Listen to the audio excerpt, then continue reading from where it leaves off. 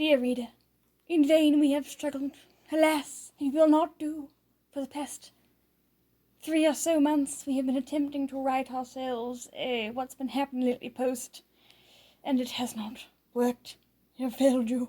We have left the blogosphere empty and alone. We have abandoned you in your perfectly fulfilling lives that you have missed us from. Yeah, so we... That sounded weird. Let's hope so. We that sounds weird, yeah. We'll edit it out. We've abandoned you, and we are here back again to right our wrongs. We've decided to talk. We're going to talk about you. We've decided to talk about the things we're going to write about instead, because it's so much easier, it's much faster. So here we are with our wrap-up post in a video. Yes. So cue the music. Dun, dun, dun, dun. Hey!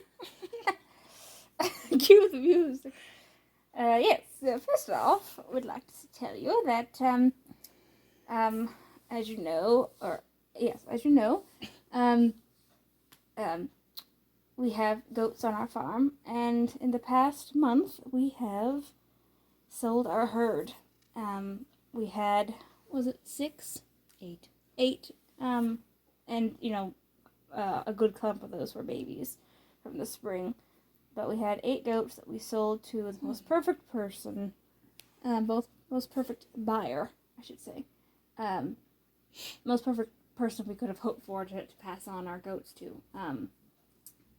We'd had our herd up for sale for a couple months after Mom decided we just don't need as much milk anymore, and it was beginning to become a burden, and so we needed to downsize, and so we decided to, or I should say, she decided that was the best, course to go. Which came as quite a shock to us, because we've had goats pretty much our entire lives. Yeah, we have. So we've always grown up. Defines who I am. We've always grown up with goats, and going out to the barn every morning to take care of them and stuff. So with Mom, so it was quite a shocking revelation. Yeah, I was like, you mean we're selling our goats? I mean, who are we? Yeah. So we had an ad up for a while, and it included, lots of things, hay racks and milking stands and milking bowl, a lot of things besides the goats. So it was like the perfect thing for like a startup package for somebody to come along that was just getting into goats, and they would have everything they needed to start out with. But we didn't have really any takers until we were selling a cow, and a lady came over to look at the cow. No, we're selling a buck. Oh. Yeah, right. There's Sedgwick. Yes, we were selling a buck, and so a lady came over to get the buck, and she was so sweet, and she was a mutual friend of our good friend who always takes care of our goats when we're away, and she's very trusted.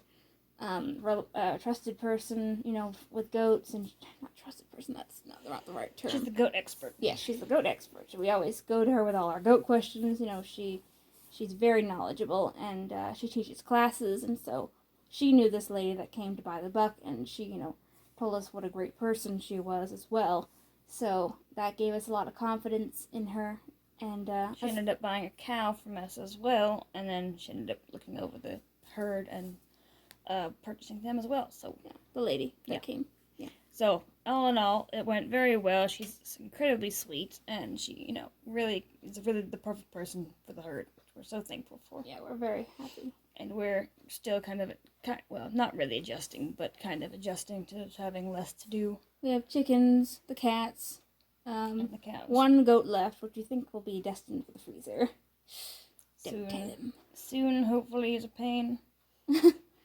And then we're getting more chickens, and going to be really going heavy into the chickens. We hatched about I don't know how many, a bunch of guinea hens, baby guinea hens out, so they're in the house right now, and then we just picked up some more chicks today. And we have another set of chicks who aren't a year old, but they'll be replacing our main laying flock. Once butchering day rolls around, I think all the old birds will be hit for the stew pot. And the new ones will take their places with grace. And, What? Oh, take their places. Take their places. Yes. Grace and finesse, as only fowl can. Well, as soon as Mom said, I think we're gonna need to, send these chickens out. To the, we need to get rid of them and get new ones because they're not laying. They started laying more eggs. It was kind of funny. Yeah, but now they're not really. They're fluctuating between 6 eggs and 2, which isn't that great. But yeah, I'm not that big of a fan of chickens, but whatever. We're chicken farmers as well as we were goat farmers. Now we're just chicken farmers. So that's the big news on the animal front. We've been working a lot every morning, at least an hour, if not like 2 or 3 hours every morning in our garden. Putting a big garden. We've got squashes and watermelons and pumpkins and corn, lots of tomatoes, basil. Already, and, Mom's picking fresh basil and lettuce and strawberries. We were supposed to have some peppers in there, but I haven't seen them or noticed them. Mainly tomatoes, because we didn't can like any tomatoes last year. We kind of ended up using them all up, and so we're like out of tomatoes. And we eat a lot of tomatoes. We make tons of tomato quiche and tomato soup and tomato sauce and spaghetti sauce and pizza sauce. So and the salad that Mom found that's so good. Well, that's fresh. Yeah, it's fresh. Yeah, that's true. It's like perfect to go with like an Italian meal, or I mean you could have it in any meal, but marinated tomato salad. Yeah, marinated tomato salad, and it has oil and vinegar and Italian seasoning in with the tomatoes, and so it's just this really nice Italian seasoned tomato salad, and it's very nice. It's like very refreshing. Yeah, we also have like a fresh salsa. Oh, so good. So we eat a lot of tomatoes, so we need to replenish our stock in our pantry. So we're doing those. So we've been mainly tying up tomatoes, and we're using. Normally we use tomato steaks, like a bunch of steak. Put a piece of wood next to your tomato and tie it up as it grows. Next to your tomato. But we planted them too. I don't know. On purpose or not, we planted them too close together, so we wouldn't be able to put stakes in them all. So we put we made 4 rows of them, and we put fence posts, T-posts, at either end, because we do in raised beds. So in either end of raised beds, and then we're doing 2 lines of string down each side. We're spinning a web. Yeah, really. Down each side of the tomato plants, and then tying them to the string as they grow taller. So they have a string on either side of each plant. So far it's working. I think we're up to 3, maybe 4 lines, getting progressively taller, and eventually, of course, they're just gonna go nuts. But I think that's one of my favorite things to do at the garden right now. Oh yeah, it's pretty. Tie up tomatoes. Pretty easy. And then your hands are all green. You smell like tomatoes. Yeah, so that's the main deal with the garden. So that's coming along nicely. It's been so nice and cool here in the mornings. It's been great to be out there in the mornings. But it is getting hotter, which can segue us into our next topic. Oh. So yeah, opening up our pool. Yes. For the year.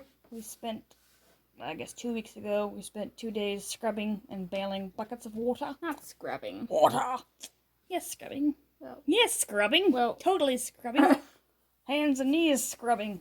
All the extra scum out and stuff. So we had lovely conversations about us doing that, about love and marriage. Yeah. Yeah, future plans and, what we're thinking about and stuff. It was fun. So right now it's filling. It's probably got like a foot or 2 of water in it, maybe. So, Father's Day this weekend, so we're hoping it'll be full enough to have all the grandkids over for a pool party and a cookout or something like that, I think. Even if it's not full, though, it'll still be fine because it's going to be at least 2 feet. Would you say? Well, the kids will be happy. And they'll have fun. Yeah. Despite it being not full to the top. And speaking of kids, it's a great segue.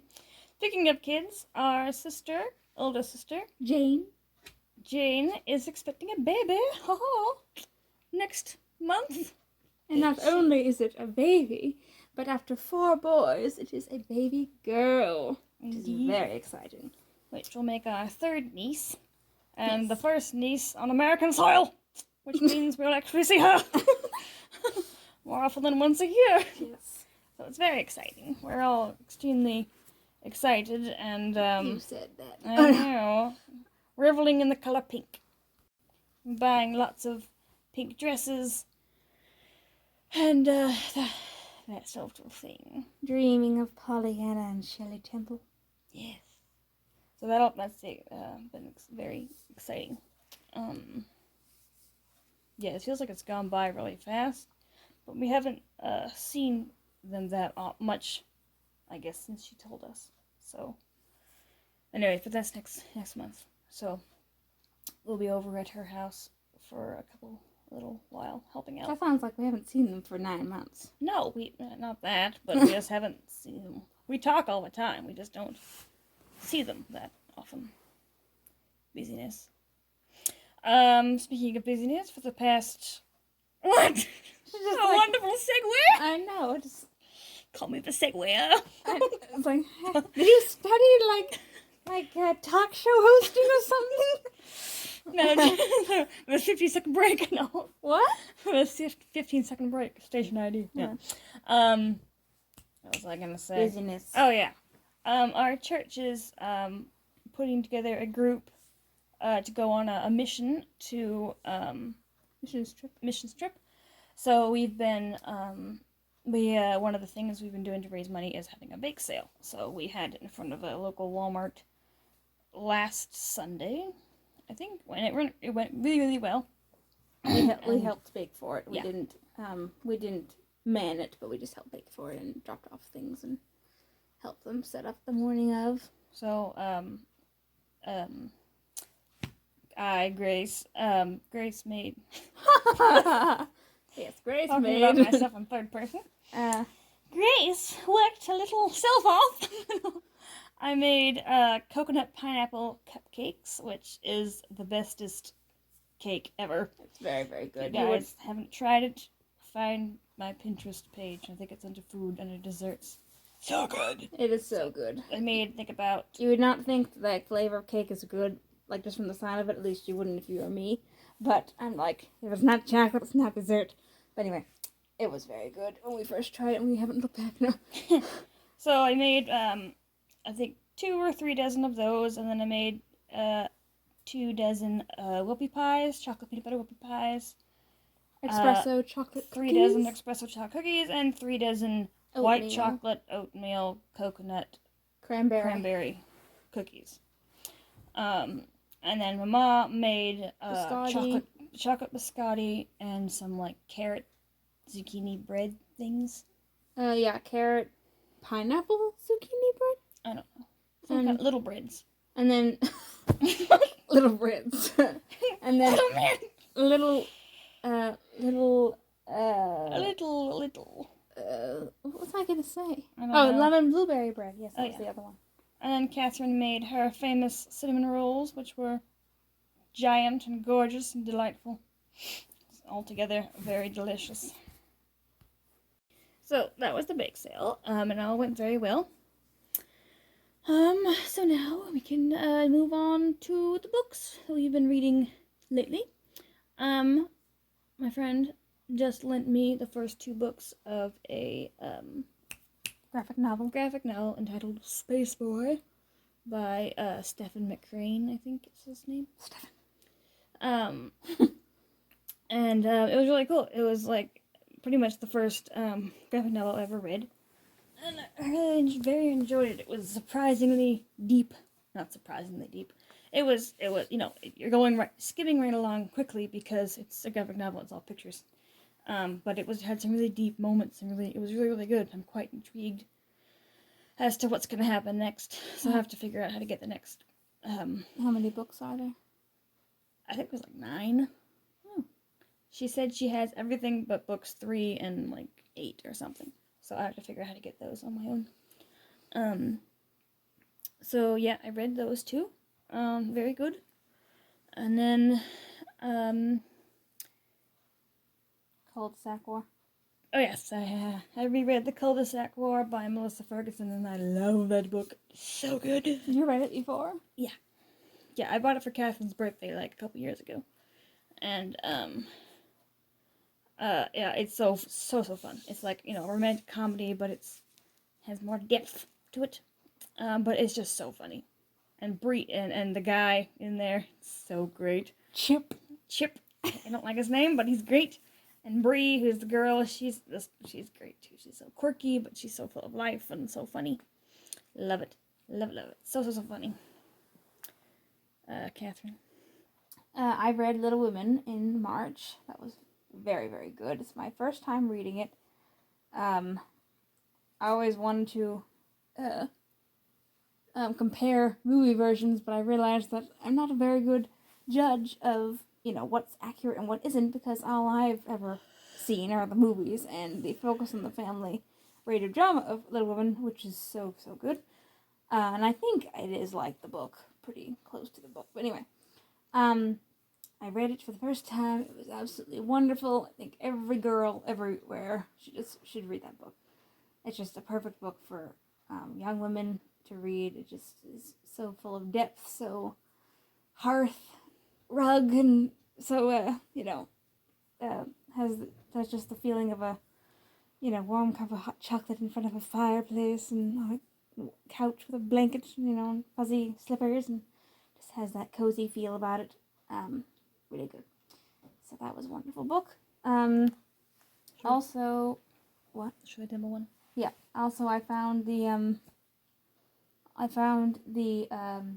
autobiography of Shirley Temple called Child Star at a book sale we went to a couple months ago. So I got that. I was so excited to find that because I really wanted to find a biography that was written by her,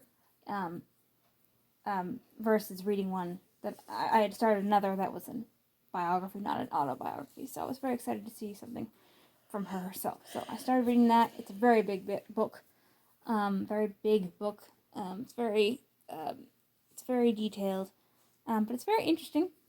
And I read a chunk of it, and I'm kind of wandering off into other books right now. So I think I'll probably put it aside for a little while. But has pictures in it. It's very fun to see the pictures, and it's kind of making me want to watch movies again.